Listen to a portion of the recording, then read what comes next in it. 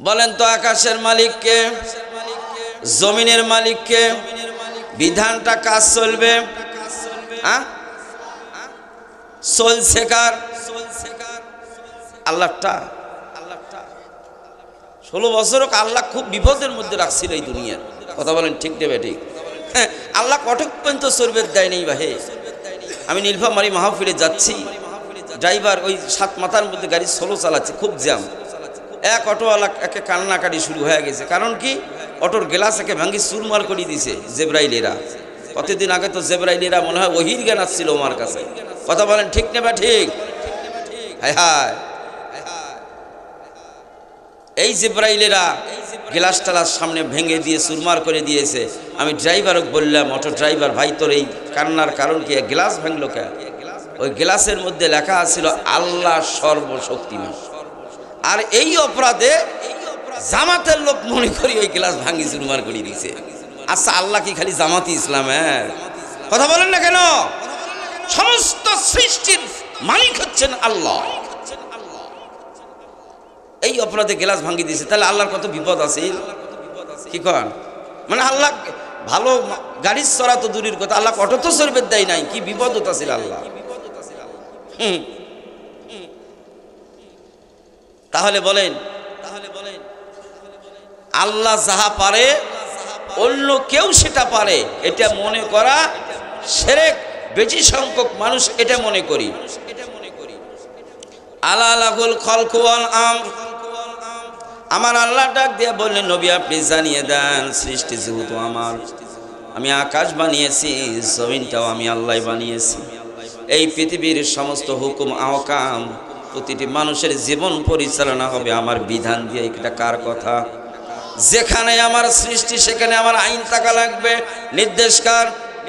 বর্তমান সব সৃষ্টির মধ্যে আল্লাহর আইন সব ঠিকঠাক আছে, শুধু মানুষের মধ্যে আল্লাহর আইনটা ঠিক নাই।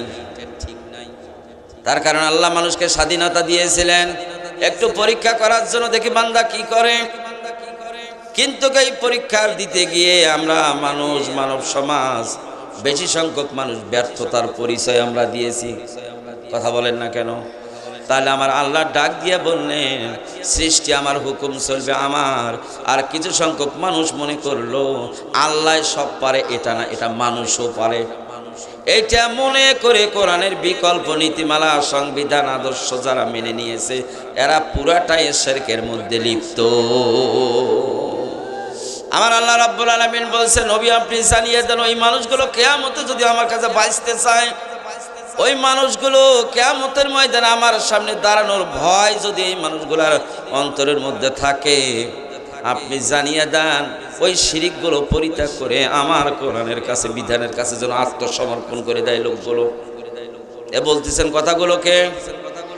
আমার ভাইরা, আল্লাহ রাব্বুল আলামিন তিনি নিজেই বলেছেন, সৃষ্টি যেমন আমি করেছি, হুকুমটাও চলা লাগবে আমার।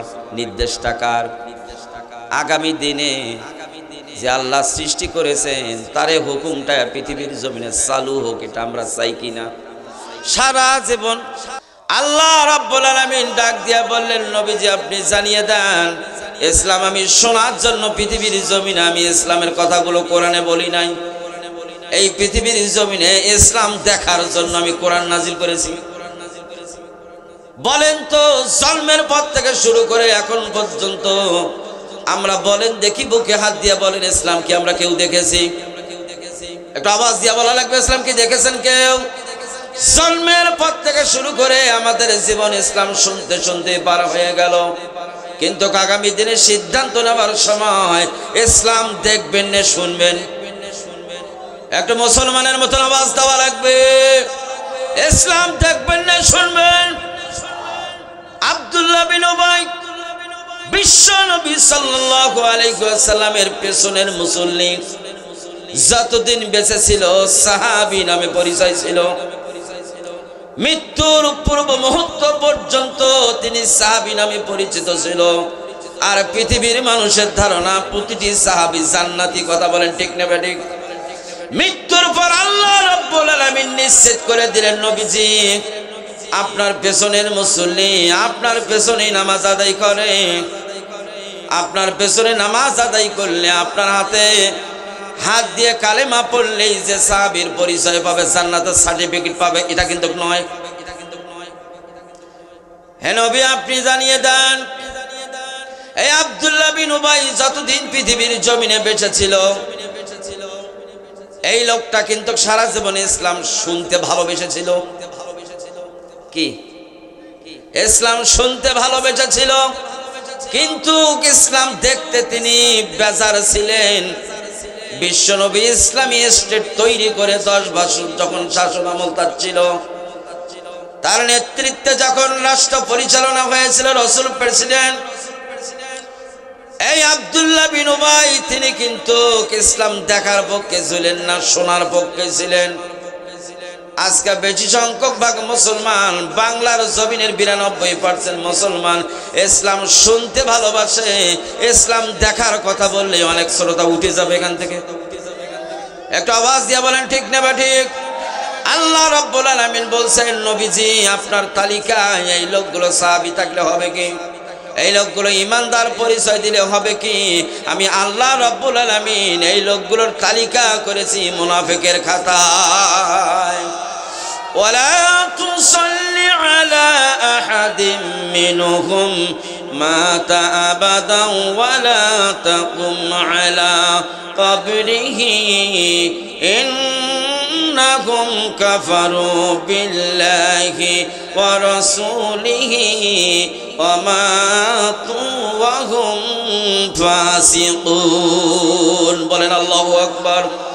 আল্লাহ ডাক দিয়া বললেন, নবীজি এই লোকগুলো যদি মারা যায় আপনি খবরদার এদের দোয়া পড়বেন না। যদি পুলিশ দিয়াও এদেরকে বেঁধে নিয়ে যায় নবী, তারপর দোয়া করা যাবে না। কার কথা? জোরে বলেন কার কথা? শুধু দোয়া করবেন না এই নোটিশ আমি করি নাই, 2 নম্বর নোটিশ জারি করলাম, এই লোকগুলো যদি কখনো মারা যায় এই লোকগুলোর কবরের পাশেও আপনাদের কখনো দাঁড়ান যাবে না। এই নির্দেশ কি খালি নবীর জন্য নাকি? এই নির্দেশ শুধুমাত্র আল্লাহ রাব্বুল আলামিন নবীর জন্য করে নাই। কিয়ামত পর্যন্ত যারা ইমানদারের দাবি করবে, মুসলিম হিসেবে পরিচয় দিবে, প্রতিটি মুসলমান নর এবং নারীর জন্য আল্লাহ এই নির্দেশ করেছে। আল্লাহ 2 নম্বরে নোটিশ জারি করলেন, নবী জিয়াদের কবরের পাশে আপনি দাঁড়াবেন না।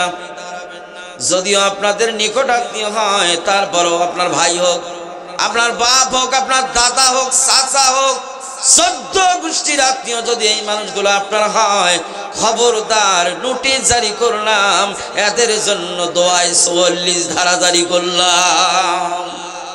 এই নির্দেশটা কার? এদের অপরাধ কি ছিল? একটাই মাত্র অপরাধ ছিল, এরা ইসলাম দেখতে রাজি ছিল না, শুনতে রাজি ছিল। কথা বলেন ঠিক না বে ঠিক? রাবেয়া বসরির ইতিহাস কাও বক্তা খুব ভালো, কথা কয় না। যে রাবেয়া বসরির ইতিহাস কোরআনেও নাই, হাদিসেও এমন কিসসা কাহিনী অনেক বক্তা বলে 2 ঘন্টা 3 ঘন্টা কাটিয়ে দেয়। ইসলামের ইতিহাসের মধ্যে পর্যন্ত অনেক বক্তব্য, অনেক বক্তা দেয়, ইসলামী ইতিহাসের পাতার মধ্যে এই ওয়াজগুলো আমি পাই নাই। এগুলো অনেকগুলো গাল গল্প। ইহুদি খ্রিস্টানরা বসে নাই, এই ধরনের কিছু কিসসা কাহিনী তৈরি করে কিছু মৌলবীকে দিয়েছে, 2 ঘন্টা কাটাও। ঠিক না বে ঠিক? এরা বাতিলের পাওছাটা গোলাম। কোনোদিন জাতির কল্যাণের জন্য রিস্ক নিয়ে কোনোদিন জাতির সামনে কোরআন থেকে এরা কথা বলবে না। আরে আমি হক কথাটা যদি আজকে এখান থেকে বলি, 1000 মানুষের মধ্য থেকে একজন মানুষ যদি কথাটা গ্রহণ করে নাই, মাহফিল সফল। কথা বলেন না কেন? তাহলে আমি যদি গাল গল্প বলে চাটুকার বক্তৃতা দিয়ে আপনাদের প্রশংসা নিয়ে যদি এখান থেকে চলে যায়, কিয়ামতের ময়দানে মুসিবতের দিন শ্রোতাও জাহান্নামী, বক্তাও জাহান্নামী। সেই ওয়াজ করা কি যাবে? তাহলে আমরা আগামী দিনে ইসলাম দেখবো না শুনবো? কারা কারা ইসলাম দেখতে চান হাত উঁচু করে একটু আল্লাহ দেখান। আল্লাহ আল্লাহ কবুল করুক, বলেন আমিন। হাত নামাই।